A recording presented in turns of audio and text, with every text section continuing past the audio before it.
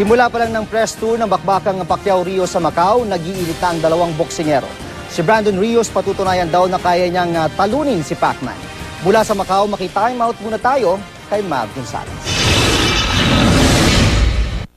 First, I'd like to thank God for this another chance in my life to fight again. And I'm happy to be back in boxing again.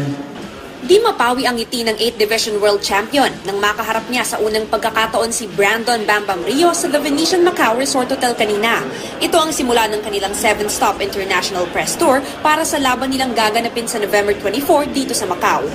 Kahit press tour lang ang ginawa ni Pacquiao at Rios dito sa Macau, maraming Pilipino pa rin daw ang dumayo. Kaya naman inaasahan na sa Nobyembre, mas dadagsa pa ang mga manonood para lang masulyapan ang pagbabalik ng pambansang kamao. Si Rios, excited na rin daw makalaban si Pacman. And I'm gonna show the world, everybody that doubt me, everybody that talks bad about me, they say I'm a punching bag, they're gonna find something out different. So they're gonna see November 24th, it's gonna be Brandon Rios win.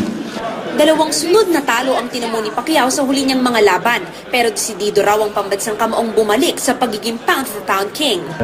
We'll be back on top soon. What we have to do is to train hard and prepare 100% physically and mentally.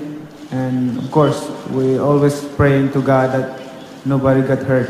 It's very close to the Philippines, so I'm expecting that more Filipinos than Mexican people are going to watch.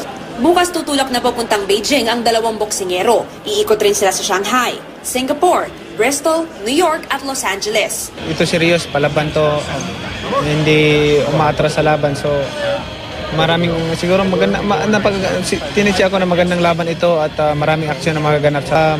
In-invite ko lahat ng lahat ng mga Pilipino na manood dito sa November 24. Wala namang visa rito passport lang kailangan.